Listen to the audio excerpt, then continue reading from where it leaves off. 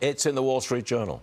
White-collar workers should not dismiss a blue-collar career change. It's time for those struggling with a mid-career slump to consider another path. Mike Rowe joins me. This is right up his street. You've got to be cheering this on, Mike.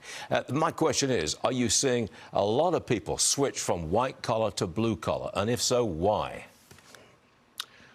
What I'm seeing mostly, Stuart, is outreach from every major industry that I know of on a weekly basis. People call me, oftentimes industry leaders, saying, do you know where the tradespeople are? The automotive industry needs over 100,000 skilled workers immediately. Jim Farley is redoing things at Ford in a fairly dramatic fashion as we speak. Larry Fink at BlackRock talks about 400,000 to 500,000 electricians needed in his portfolio of companies alone. Granted, he's running $12.5 trillion, but that's an extraordinary need. The data center push, shipbuilding, the U.S. maritime industrial base is looking for 400,000 skilled workers alone. It goes way beyond just the construction industry. And that chart right now is telling. You know, when we think about manufacturing and when we think about, I'm rooting for the president. If he succeeds in all of this reshoring over the next couple of years, you're talking about a couple million new jobs in manufacturing. Yeah. Currently, you're looking at hundreds of thousands of openings in the manufacturing sector. So that's what I'm hearing. Well, the numbers are flying all over the place, but what's really going on behind the scenes is this awareness that the skills gap is real and it's not going to close by magic. But I take it people are moving from white-collar employment to blue-collar employment because, A, there's maybe a lot of money in a blue-collar job, and B, there's maybe a good deal more stability on that job when you've got AI running around loose. Yeah, certainly nobody has a crystal ball, but it seems pretty clear, and I haven't talked to anybody that disagrees with the idea that the category of jobs or the cohort of workers least likely to be disrupted by AI is going to be welders and electricians and steam fitters and pipe fitters and energy workers and so forth. Look, they told us to code, right? Learn to code, they said. AI is coming for the coders. It's not yet coming for the welders. And that basic understanding has taken root. And I've heard from plenty of people from Amazon and UPS and a lot of places where the layoffs have been big.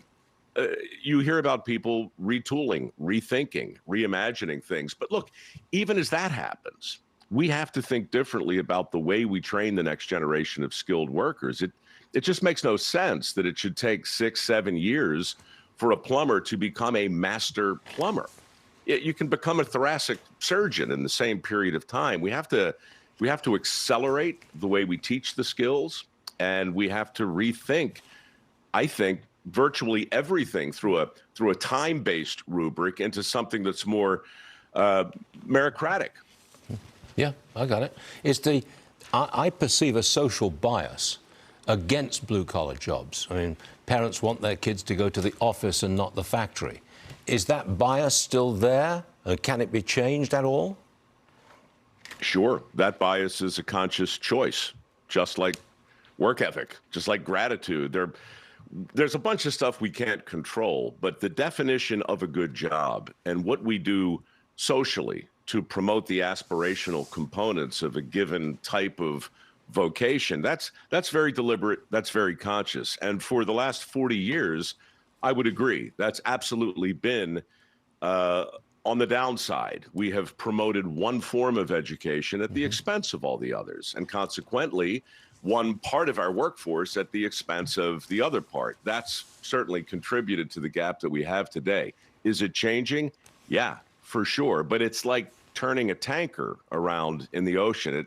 It takes time. It takes years. Look, this has become sort of a talking point of mine, but when those aforementioned people ask me if I know where the skilled workers are, I tell them honestly, yeah, they're in the 8th grade, and you have to reach them now. That's good. And you have to make your case now. Well, cold comfort for a data center that needs to hire electricians yesterday, but it doesn't change the facts. Your foundation launched an initiative in Texas to promote skilled trades. Tell me about it. Well, we've been at it for 17 years now, but we partnered with Wells Fargo earlier this year just to concentrate on the northern part of Texas to see just how dramatically we could move the needle with the kinds of messaging that we've been embracing for, the last 12, 13 years. The results are pretty extraordinary. When you show people a straight path to an AI-proof six-figure job that doesn't take any debt, they listen, and they're listening harder today than they were this time a year ago, or certainly 5 years before that. In fact, I can leave you with something optimistic. My foundation, I thought we'd do $3 million this year in our work ethic scholarships. We did over $5 million. We got 10 times the applicants this year as we did the year before. I could have given away twice as much money, but that's positive. People are starting to get the message, the stigmas, the stereotypes, the myths, the misperceptions. These things, they're not bulletproof. They will crumble if you present the evidence, because the evidence demands a verdict and the facts are on our side.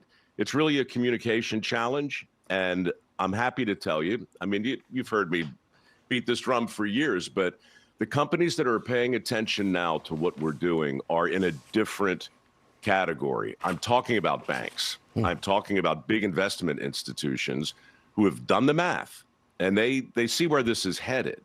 And, anecdotally, 2 months ago in Plano, I met 3 electricians in a data factory, right? Basically an AI factory, one of these data centers. They're all over 25, between 25 and 30. They're all making 250 grand a year or better. And here's the crazy part. All 3 were poached at least 3 times in the 18-month period prior. So that's what's going on with electricians in Texas right now. Your experience, your zip code might vary, but in general, that's where we're headed. That's extraordinary. Great success. Mike Rowe, you're onto something, obviously. You've been doing it for 17 years. Come back and tell us how well you're doing in just a few weeks' time. We'd love to see you again. Mike Rowe, you're all right. I'll see you tomorrow.